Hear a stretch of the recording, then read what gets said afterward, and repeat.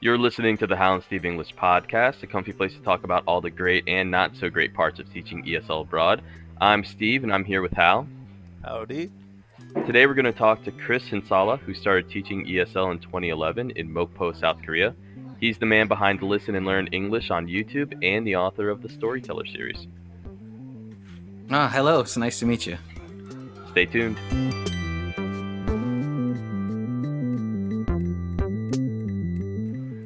Alright guys, before we dive into this awesome interview, we've got to shamelessly plug everything we've got. So, if you go to our website, you'll find our free weekly resources. We've been churning out some pretty great stuff. We've had Uno, Human Bingo, the Mafia game, and what else, Hal?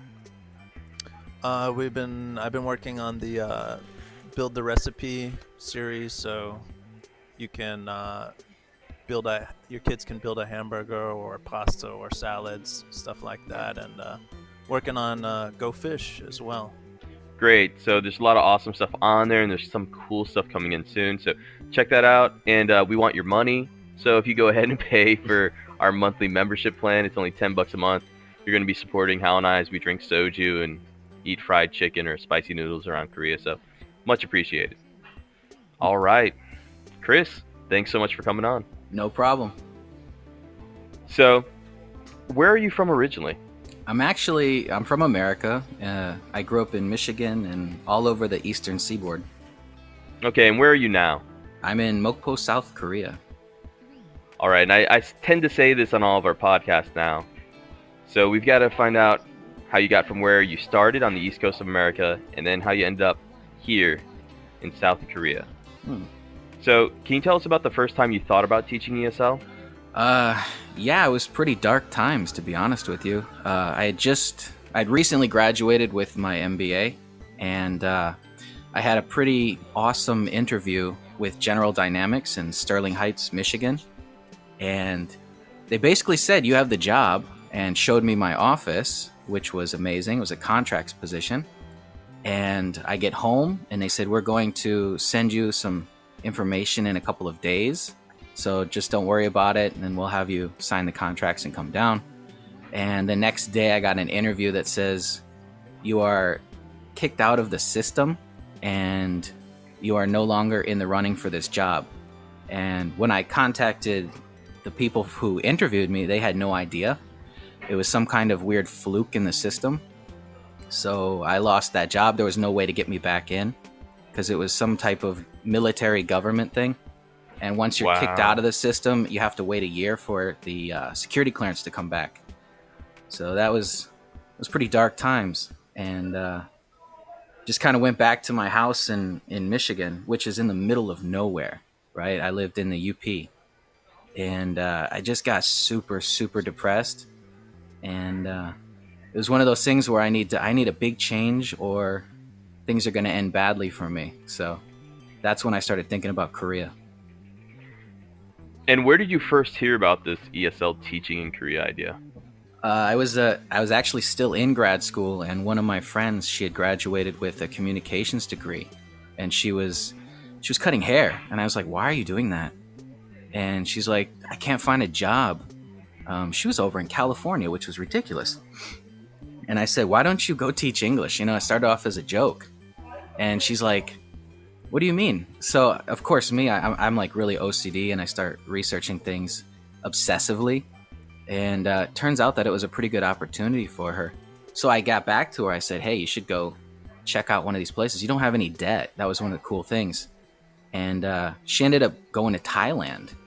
And she just loved it. She was there for a year, and she kept telling me, "I have to come there. I have to come there." I'm like, I got a master's degree in business. I'm gonna have no problem getting a job. So that's where ESL came from. Great. And so your friend was telling you about how awesome it was. Yeah. What was your family saying? What were your other friends saying? Were they scared that you were considering it? No, actually, well, my dad was out of the picture at that point, and my mom, she was just like, "You got to do what makes you happy. And right now you're pretty angry." So, she was supportive in that she really didn't have a choice in the matter. So, she was fine with it. And how did you find your first job here then? Did you contact a recruiter? Yep, I went through a recruiter, and man, I don't really recommend that unless it's you just want it. You just want something. You don't want to worry about anything. Like you just want to have a job, and it's gonna be okay. Go for a recruiter. If you actually want a good job, don't go for a recruiter. It doesn't take much to find a decent job. So, but yeah, I used a recruiter because I didn't know any better, and it worked out. I mean, I worked at that first school for 3.5 years. Oh, that's fantastic. So, what type of academy or public school system did you get yourself into? I went into the Hagwon route. I went private academy because at that time I just couldn't imagine teaching the public school system. I saw a couple of videos and I thought I'm gonna go brain dead if I keep teaching, these PowerPoints and have 30 kids repeat the words back to me. And when I was talking to the recruiter about that, he said, "Oh, I've got a great place for you. You can teach math and science at this academy." And I thought, well, that sounds interesting. And I wound up there, and yeah, the job was great for the very beginning. I was getting kind of messed over on pay, but at that point, really didn't care. I was so much happier than where I was in the dark times after General Dynamics thing that I just kind of ignored a lot of stuff. But yeah, the job itself was great for the first 2 years. I love to hear about everybody's flight over and their first Mhm. day and getting picked up from the airport and their first week in general here. Could you tell us a bit about that little transformation? Well, it took me like 32 hours to get to Korea. It was pretty brutal. Um, well, I mean, I'm sorry, not Korea. It took me 32 hours to get to Mokpo because of just waiting for layovers and then waiting for the bus. I missed the bus.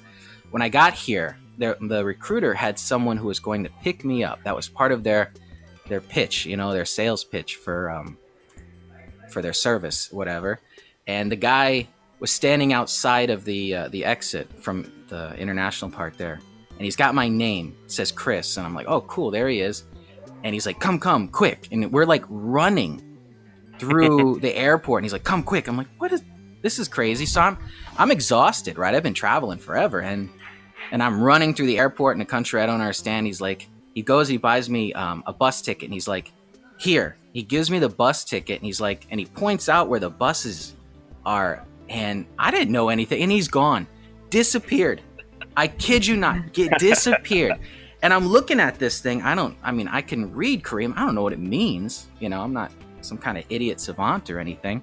And I'm sitting there, I have no idea. So I just look like this lost tourist with a bunch of bags, and I'm not even next to where the buses are.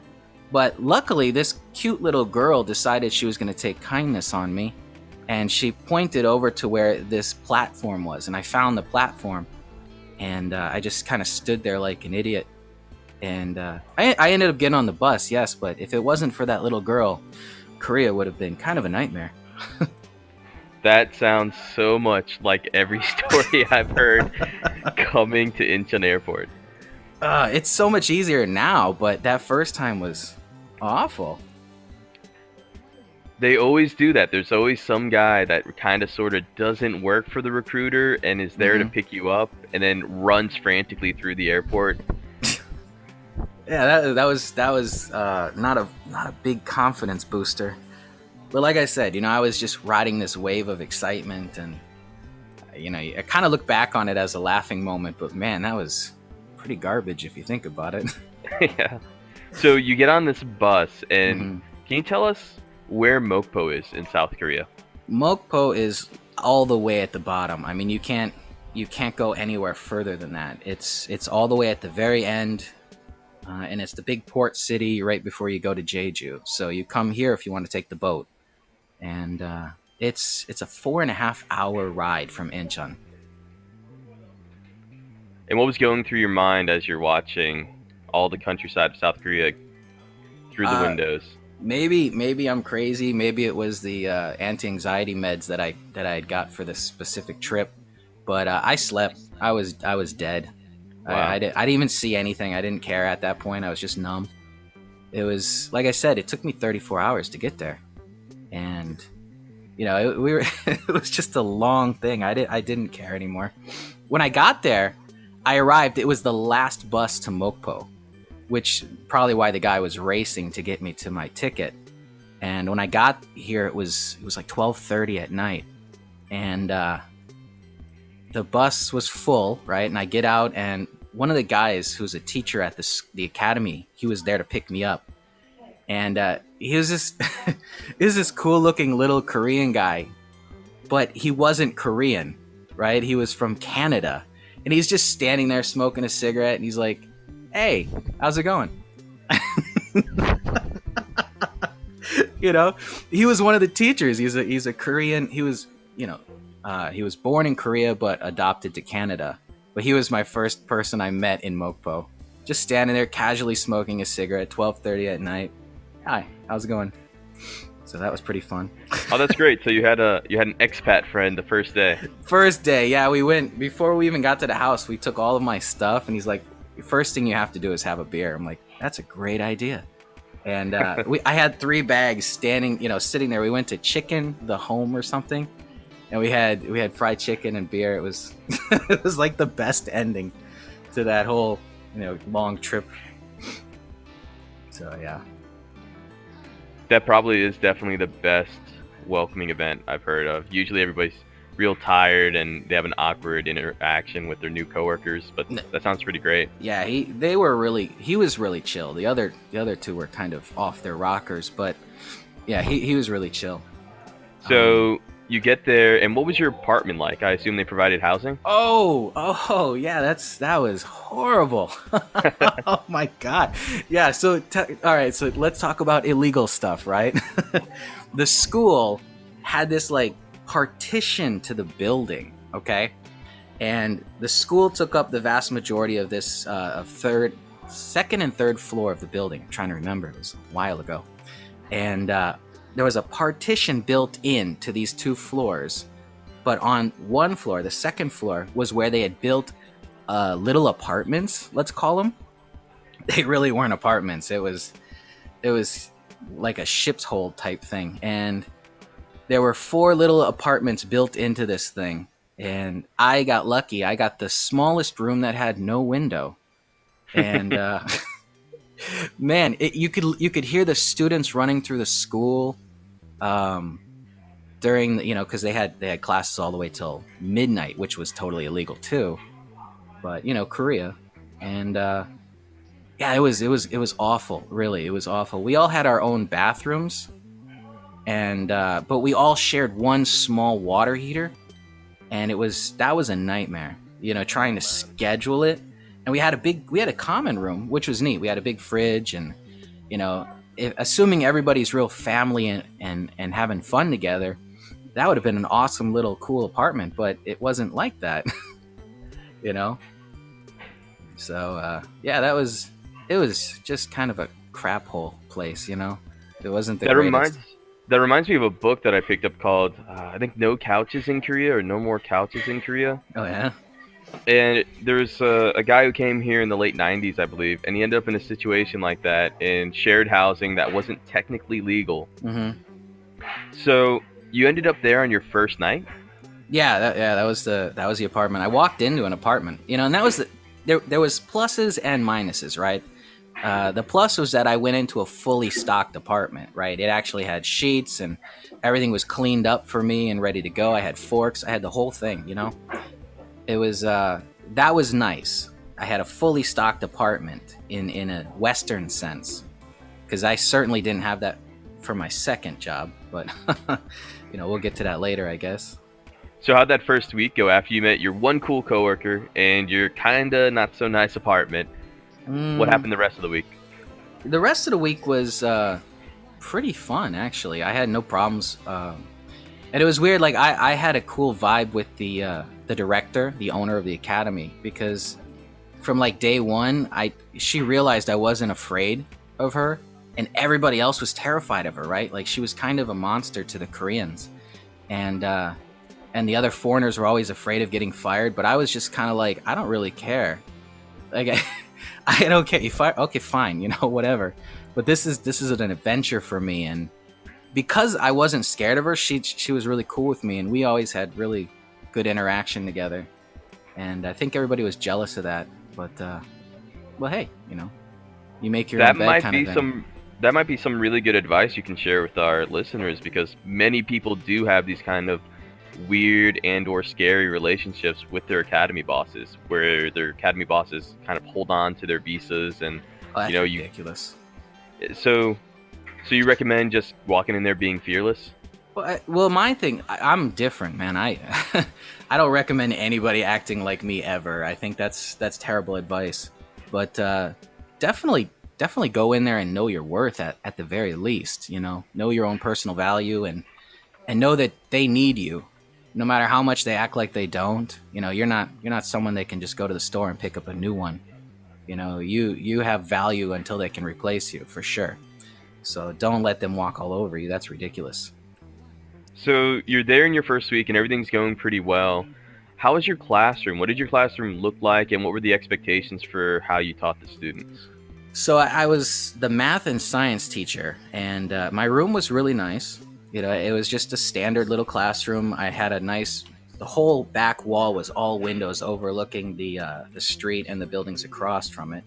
But the class was, small, was nice. There was a good air conditioner, good fans, things like that. And the curriculum did not exist to a real extent. The person who made it before was just. It had to have been one of those let's drink all day foreigners who came to teach ESL, because it was not really actually a curriculum. And I was supposed to teach math twice a week and science 3 times a week. And I quickly realized that I wasn't teaching math anymore, because these kids were, little calculators, and they didn't need to know math and English after the first few days. It was kind of ridiculous. So we turned into science really quick for the long haul, and that was really awesome. Nobody seemed to care that I stopped teaching math, which was funny. The kids must have been really, really advanced for their age in English then.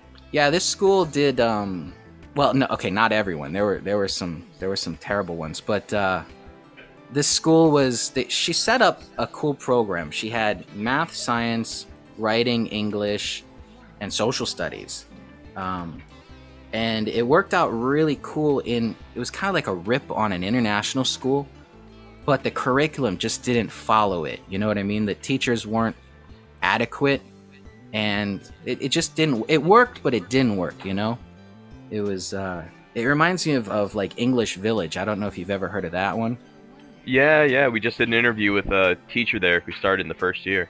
Yeah, it's similar to that. How it was kind of like, theme based stuff, but more of a subject based theme thing. The curriculum was terrible. Let's just say that, and it was proprietary. Like the owner had made her own curriculum, and you could tell it wasn't made by a foreigner. Like there was severe grammatical mistakes. The pictures were clip art to be kind, and it was full of terrible stuff. So there was a lot of printouts and ad lib work that I had to do, but that made it fun for me. So most people probably would have freaked out, but I actually enjoyed that.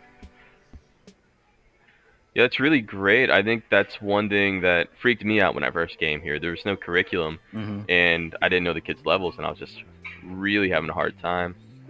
Well, the thing about So, this school was it was a business. She wanted it to appear as like a teaching school with a unique curriculum approach, but it was a business. But so we had kids that didn't speak any English at all. They were in the wrong levels, but she wouldn't get rid of them because they were paying. You know what I mean? So they just kept getting promoted despite being completely terrible. yeah, that's insanity, kind of. Did the kids end up sticking with you, or did you notice that over the years the Hagwon decreased in size and the students started quitting? Actually, no. Once I started, I don't know if it was just coincidence or what, but we rapidly increased our student body. We were up to 95 on average, and usually over 120. So it was a pretty big school to that extent, and we always were full. I mean, there were 13 to 15 kids in each class, kind of thing. I think my smallest class ever was 8. I never Wow. went below that. She was great at business, and the kids really loved me because I mean I give them candy and things like that. But we had a unique reward based system that I made, and then the director, she set up another rewards based system where like if the kids did 100 homeworks or something, they would get some big gift certificate to the movie theater, which was really cool. So the kids actually did all their work, because they wanted that movie theater ticket.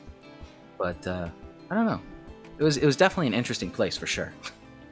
I really want to ask you about, how your social life developed after, because you were talking about how you had two coworkers that you really didn't get along with. But if I could distract you a little bit Mhm. to talk more about that reward system, could you tell us about what you did? So for me, like a lot of the foreigners, when they have classes, they just give candy and they give chocolates or something like that to the kids. More of like, let's be friends, and then if you're cool with me, I'm cool with you, kind of thing. But mine, I didn't do that. Mine was like, you did something awesome, and it didn't have to be you did your homework. It didn't have to be something specific for an assignment. It had to be you did something really good. Like you had a great answer, or you did something really nice for somebody. Like I started rewarding people based on qualities and traits that I find necessary in children, and the kids started to act like better people. So that was kind of what I was doing. I would give, if you got 100 or something on a test, I would give you candy. I'd give you clear reward for having great grades and things like that. But for the most part, kids would get rewards for doing good stuff. You know, that was how I did my reward system. That sounds really familiar. We tend to incentivize manners.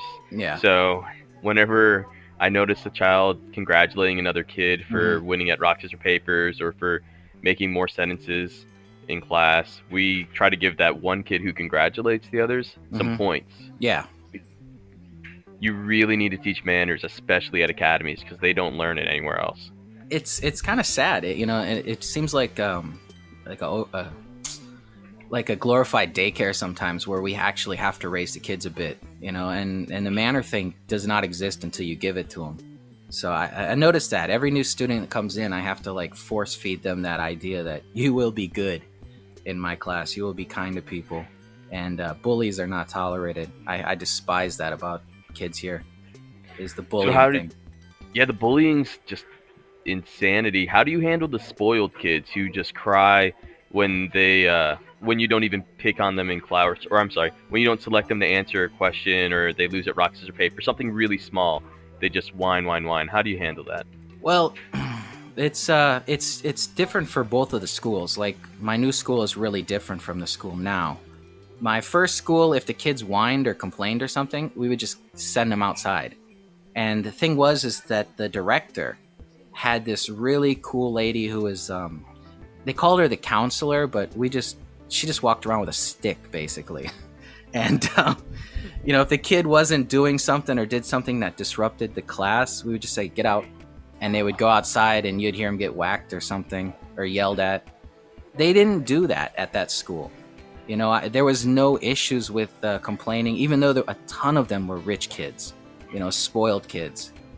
But there was no issues with that. They clamped down on behavior problems really fast, and that was another thing that made the school popular, was that we didn't allow any kind of nonsense in the classes, because my school now definitely allows that kind of garbage, which is why I'm leaving.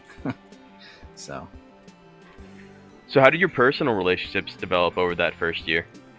like I said, the first guy I met, he was awesome. Him and I, we did lots of drinking together. We did lots of stuff outside of school, and he was great. He ended up going back after 2 years because of some nonsense at the school. And the guy who replaced him was pretty cool too. We did some rock climbing together and things like that. But the other two, it wasn't that we didn't get along. We got along. They were nice enough, but they had call it strong religious beliefs that made me scared. So I tended to avoid them. Can I pry and ask which denomination? They were like super Christian, to the point. Which Were they expats or were they Korean? No, they were expats. There were 4 foreigners at this school. Yeah, Okay. they were like the Earth is 6,000 years old. Dinosaurs aren't real. Kind of Christian that just didn't vibe with me. So we didn't hang out a lot. You're so polite. That would be terrible to live with. That would be quite the nightmare. Oh, I made fun of them. Don't get me wrong, but I'm trying not to sound horrible on podcast. Oh, I know. Oh man. Was it so bad that you couldn't even drink in your apartment? No. I would. That would never have stopped me. I would have drank in front of their apartment door if it made me laugh. But no, they weren't like that. They weren't forcing their opinions on you, but they sure said their opinions a lot. And boy, some of them were nuts. And I don't know how she did it, because when those 2 left, the ones that replaced them were absolutely the same kind of crazy. So I don't know where she was recruiting these nut jobs from, but let's just call it what it is, man. They were crazy. Yeah, it sounds like the recruiter she uses goes to fundamentalist schools somewhere in America. Yeah, it was nuts, man. So yeah, I didn't hang out with them, but I wasn't, I was cordial with them. I wasn't angry at them for their misguided beliefs. But yeah, It's a great way to put it. Live and let them do their thing, as long as they don't try to. I love dinosaurs. Don't try and take that from me.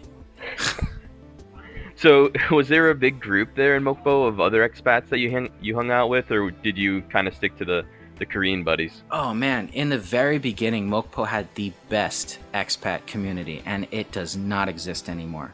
So, yeah, in the very beginning, it had the best eclectic mix of foreigners that you could imagine. You would go to there was one big expat bar that was started by a foreigner that these 2 Korean girls, sisters, bought, and they were running it, and it was awesome. And you would go to the bar, and the lights would be on. There was no smoking in there. You'd sip a scotch and talk about books or something with one guy, and then you'd play poker in the corner with someone else, or it was just a really cool mix of people, But that disappeared shortly after, maybe in the next year and a half or something. All the long-term expats started to disappear. I mean, these people had been there for 5 to 10 years, never leaving the city, and they're just like, this place isn't the same. I got to get out of here. And there was this mass exodus of the cool expats, replaced by these whiny, artsy little kids who think that they can draw, and bronies and garbage like that. So someone laughed back there.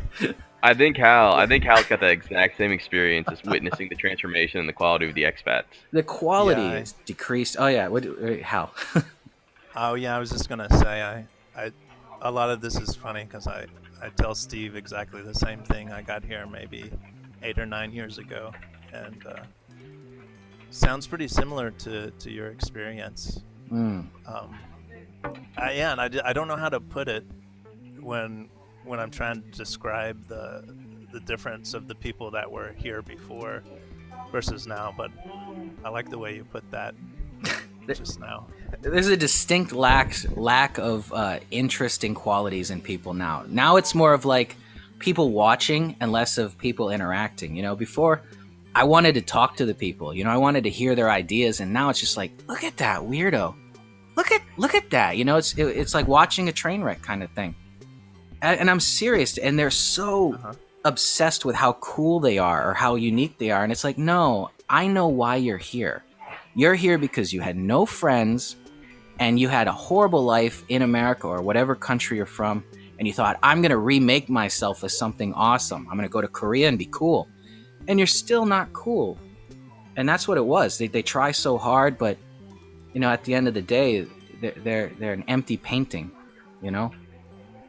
Yeah, I mean, that sounds pretty right on, and I'd add to that you mentioned you were here on an adventure, and that's the kind of people I met at the beginning. They were just like basically adventurers, but as the years progressed, it was more either like you say, or it was they came here, they knew about Korea and they loved K-pop Mm, or this or that after the K-wave. yeah. Um, but yeah, I'd say that people we didn't know anything about Korea actually. We were just, on an adventure. Yeah, I came here because, I'm a business guy, so I looked at the numbers. I'm like, who's got the best cost of living to pay ratio? Well, Korea Right. won that one. That's the only reason I chose Korea. It wasn't because of K-pop or any of that kind of stuff, and definitely wasn't because of the dramas. you know, it was just a business decision. Yeah, what was the ranking back then? I think Korea was number 1 and maybe Japan Something like that. was. It was. The cost of living in Japan's just kind of insane. Yeah, the cost of living is insane in Japan, and right now Korea is not even close to number 1 anymore. That's another reason why I'm getting out of here. It's just the opportunity. That's the problem with Korea, among other things. There's a ton of problems with teaching in Korea, but one of the things that's main for me is just the opportunity to advance and increase your lifestyle is just not here. You have to go outside of the system, and it's not worth it. Well, yeah, let's move forward in the story a bit then, Okay. and eventually make it to what you're thinking about for the future. Oh yeah. Okay. So what happened? I'm assuming it's also there's so many parallels in all of our story that I hear similar things, but so I'm guessing maybe there was a boss change because it's kind of like make or break with a school. So you say you changed schools eventually. Yeah, I ended up. I left Korea for 6 months because I had an opportunity to buy a grocery store in Wow. in an area, and that fell through because when I was getting the numbers, that's the thing. Like I said, I'm a business guy. It was tossing me the numbers, and the numbers sounded fantastic. I'm like, I cannot believe the profit ratio on this grocery store. It's a no-brainer. So I ended up quitting my job, which, like I said, they were kind of screwing me over on my money anyways. And but it wasn't really a big deal because I just didn't care. I was still enjoying it. And oh yeah, there was another big problem at that school too, which was the final nail in the coffin. But I went back to do the grocery store, and that fell through. That actually turned out to be inflated numbers. It was a terrible, terrible decision. So that was 6 months of just bleeding my savings dry and trying desperately to get back to Korea and get back to some semblance of normality. And then I came back to. Now I'm back at a new school, which I can't wait to leave. But I've been here for almost 5 years. I've been at this school 4 going on 5. When I finish, it'll be because I'm finishing a few days shy of the end of my contract, so I can leave and get to China in a good time. But it'll be it's just a few days shy of 5 years. Yeah, go ahead and jump in, Steve. I heard so many awesome things that you guys were talking about. I don't know where to begin. You owned a grocery store? That's insane. I was going to. We were going to buy the grocery store. I had the backer and everything, and it was going to be a big partnership. I was going to run everything, and it just... When I got there and cracked open the books, and I mean, they were like legit old school books, like with tape on the covers. I hadn't seen these green books since like pictures in accounting books, like pictures of old school ledgers. And I just went through the numbers. I'm like, you couldn't take a photo of these and send them to me when I still had a job in Korea, and it was just, they were bad. The numbers were bad. It was like someone guessed and just spit numbers on the page. And when I finally figured out the cost to profit ratio, I was just like, this is not worth it. This is not worth my time. This is not going to work out. We ended up backing out of the deal. And someone else ended up buying it, and they had to do so much work and revamp it. But I think they're going to be successful with it because it's a family venture. But for what we were going to do, it wasn't in the cards. So came back. I hear this so often. I went back, Hal went back. So many of the people I know went back, and we all returned. I should have knew something was wrong when I got into the airport in Chicago, and my skin started to crawl because of all the English, and then realizing all the garbage they were talking about, like the idiot things that they were saying. I'm just like, wow, what happened? I just became super cynical of people. The worst, man. Oh man, I almost had a panic attack when I went to Walmart the first time and watched it was, I don't know, maybe they're husband and wife, boyfriend and girlfriend, but this skinny meth looking guy was pushing this big woman in a wheelchair, and they were having an argument about stuff that shouldn't have been screamed in Walmart. And I freaked out. I had to go back to my car, and I was just kind of hyperventilating. I can't do this. I gotta get out of this country. It was. I hear you, man. It's so weird when you go back and you experience the culture shock of your own country. Ugh. Yeah, you don't realize how much stuff you just ignore. You ignore so many things, and but you come back and it's just full frontal assault because, you started ignoring Korean.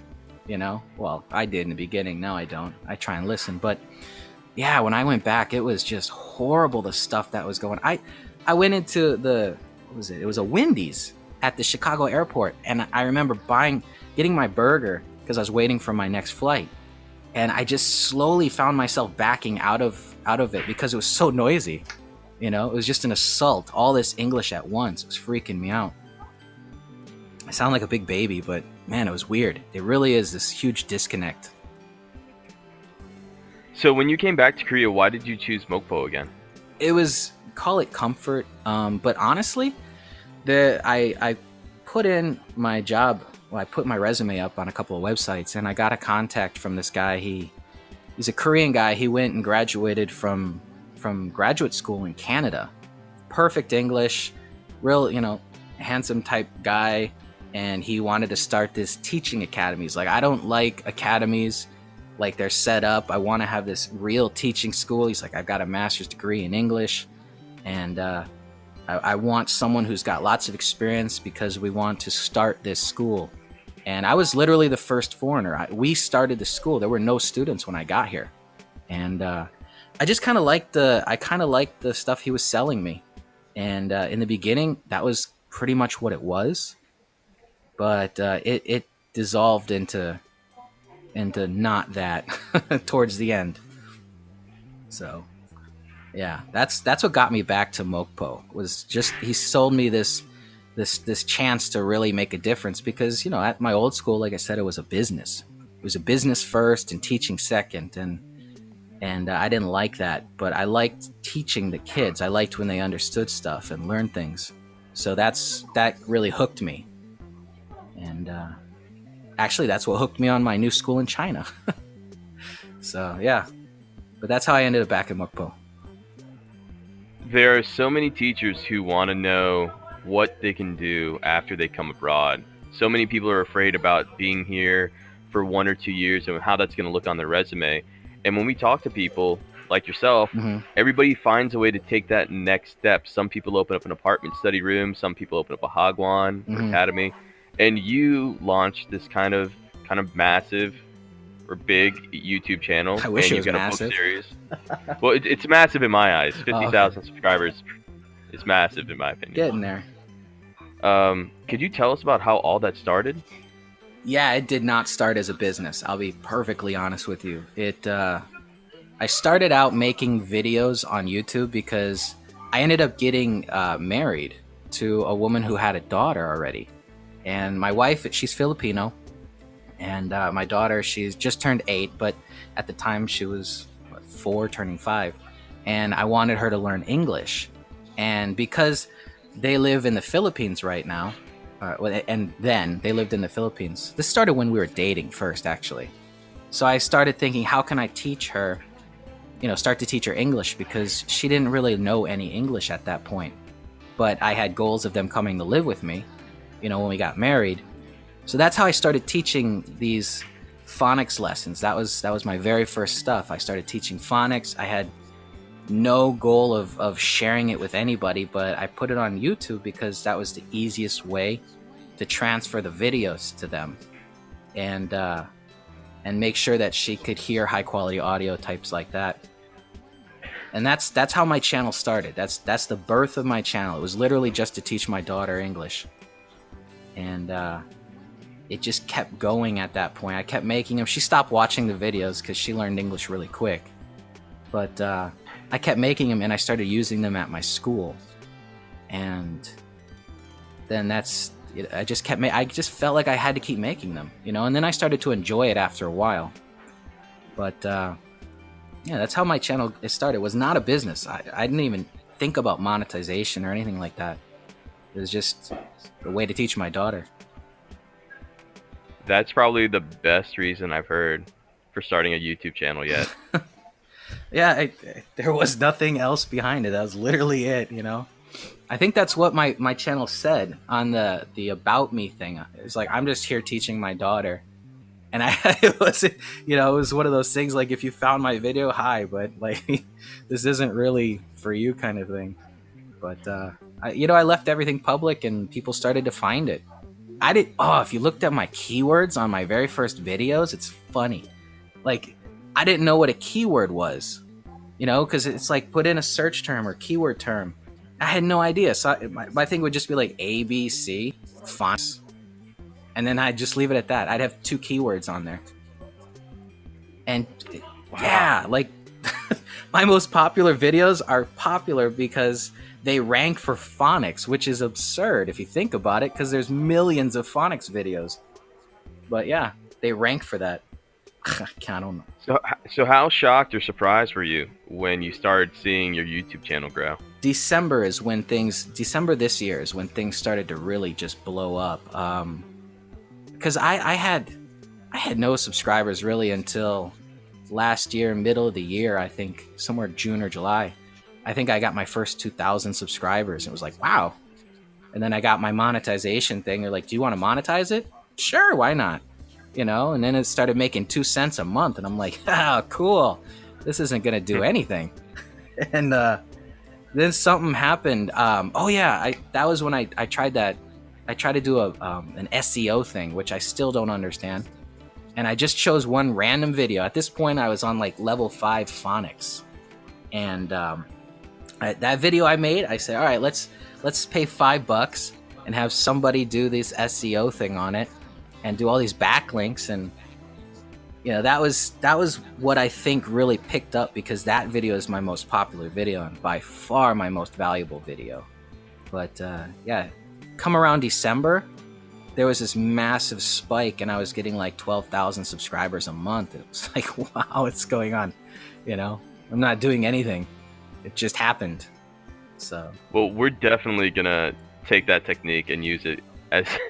As opinionated as I might be sometimes, that's a very smart thing to do. I don't know what, I'm just kind of bumbling through this. I swear, if I had someone who knew how to do SEO and actually knew how to market things right. I have a marketing degree, but you know, honestly, marketing, when I got my degree, was not about online marketing. It was like marketing. I know how to make billboards and, you know, ground stuff. I don't know how to do, you know, internet stuff as well as I should.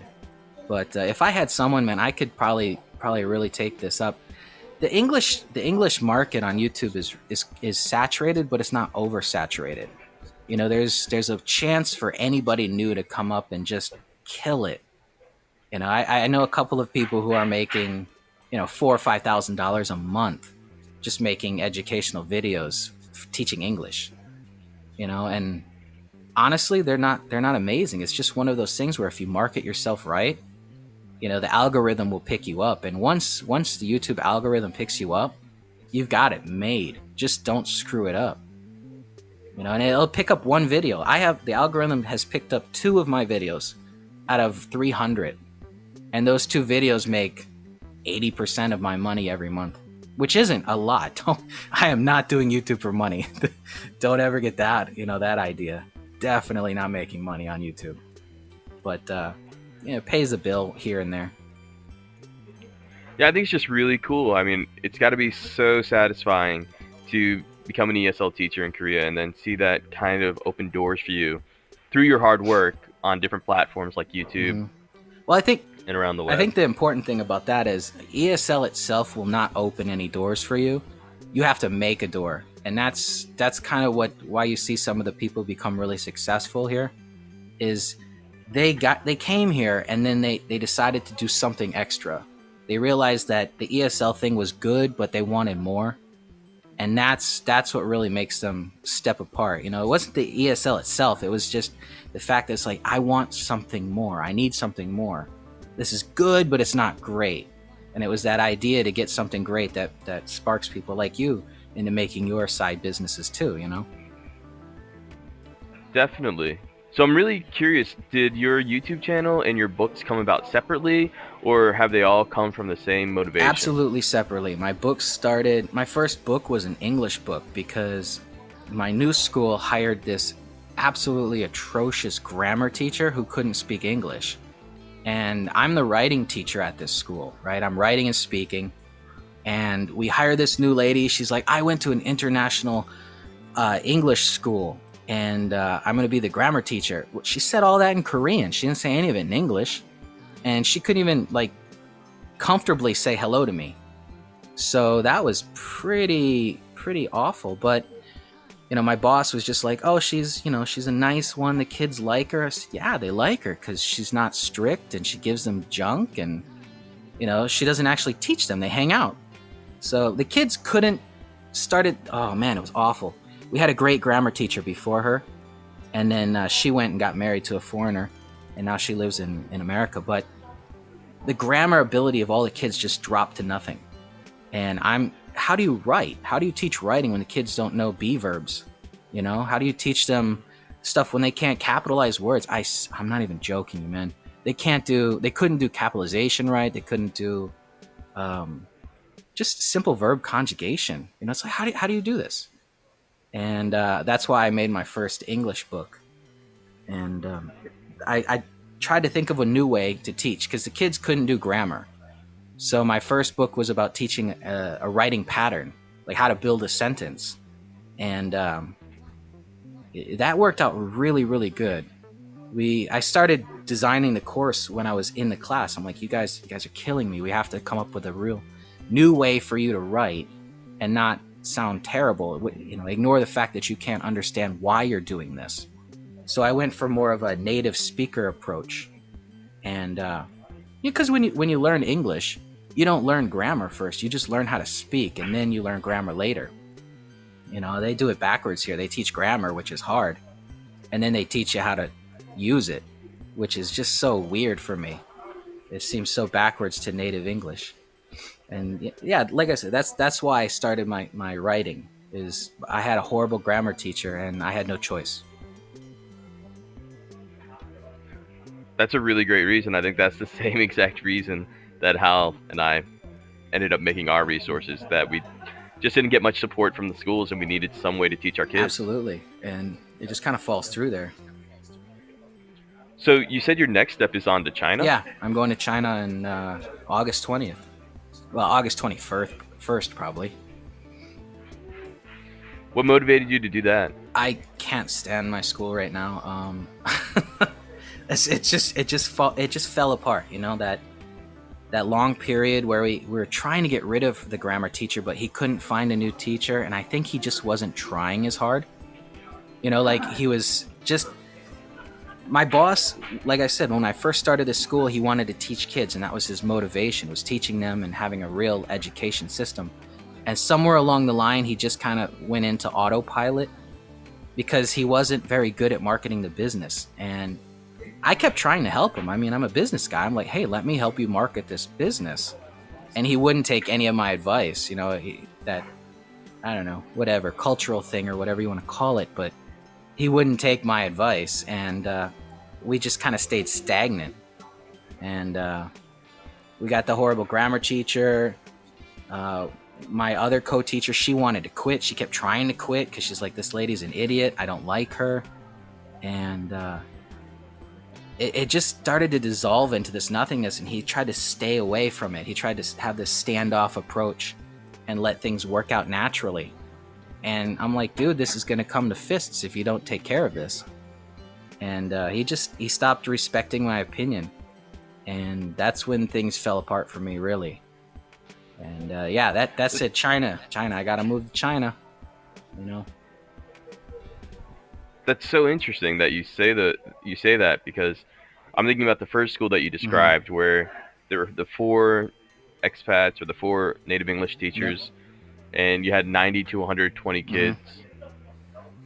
Do you think that's, you know, the student population kind of had an effect on you too? So maybe you lost kids because you didn't really have an identity for his school, but also maybe your dissatisfaction might have been tied to just not having that many kids to No, teach. no. Actually, I actually really enjoy having classes with less students because I get more one-on-one work. But his is he just was not good at marketing. So here's one of the big pitfalls here. Since he has a standoff approach and he doesn't want to be a strict principal with the teachers or with the kids, especially with the kids realize that there's nothing to fear. I didn't do my homework, no problem. I'm not going to get yelled at. Or the yelling, when he yelled at them, it was weak, It was limp wristed at the strongest. So he was afraid that the kids would quit and he would lose that source of income. So, like I said, it dissolved into this business instead of what he wanted originally. And because of that, the good kids realized in a month, they're like, oh, this place is terrible. I need a better school. And they leave. So the good kids leave because of the limp wristed approach at discipline. And the terrible kids are like, oh man, this is great. I'm not going anywhere, you know? I'm just going to stay here and slack off. And yeah, that's what happened. So where are you gonna go in China now? I have a job in Shenzhen and Lu Ho, I think is how you say it. It's an international school.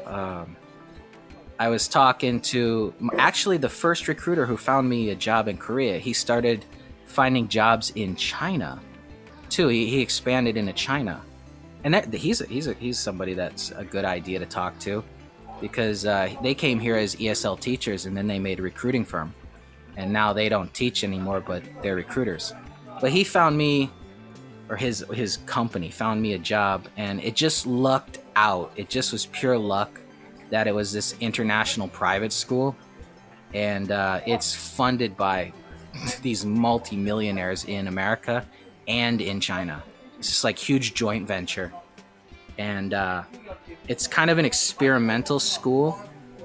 So like it's different when you go to China. Everything is they're pushing this like British English thing.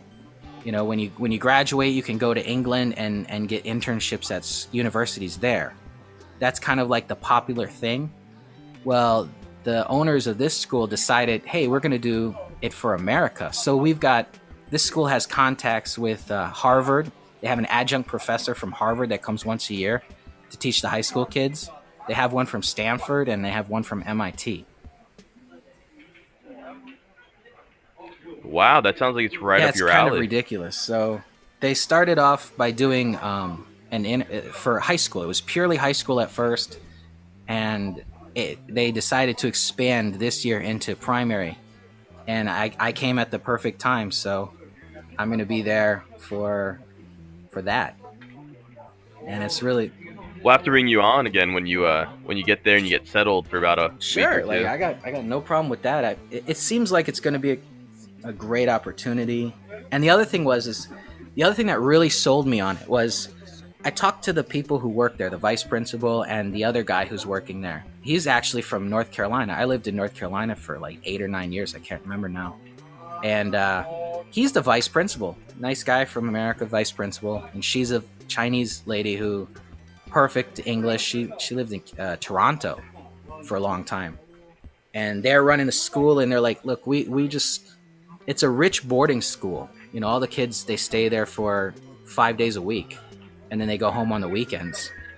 And they're like, we're trying to do something really different here. And I like the message that they were selling. And I really felt comfortable with them. But the thing that really caught my attention was the owner, the guy who runs the whole school system. He's like, I want to have an interview with him.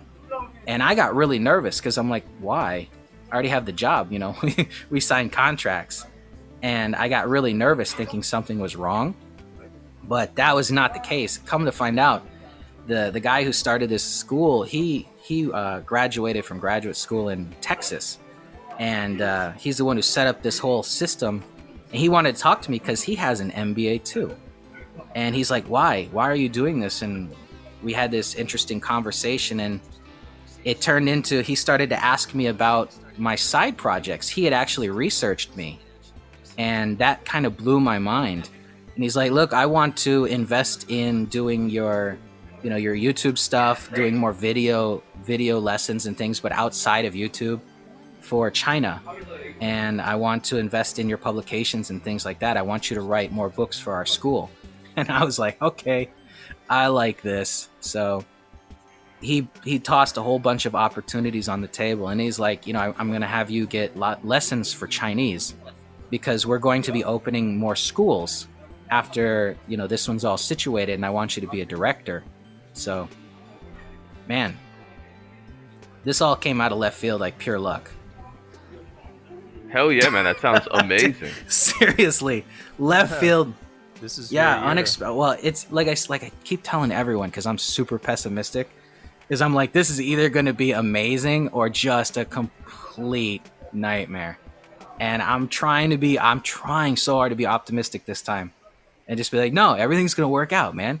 Everything's going to work out. I'm trying to have that wide-eyed enthusiasm that those those fundamental Christians had about life. And I'm seriously trying to be like, let's do this. Yeah. That sounds really incredible. I guess we need to wind down here then and pick up in maybe a month or two later when you've been there for a while. I'm pretty sure you're going to find more interesting people than me. There's a lot of really successful guys out there. No, we're just going to keep bothering you. We're going to keep bringing you Fire on. away. I'm cool with it. I'm pretty boring guy. All right, well, Chris, thanks a ton for coming on. Let me tell our listeners to check you out on Listen and Learn English on YouTube, and to check out your Storyteller series. We'll put links to both those in our descriptions below. Appreciate it. Do you want to tell our folks any last things? Hey, I'm just happy that you listened this long, and I hope you have a great day. All right, awesome. Well, we'll see you guys next time. Bye. Bye.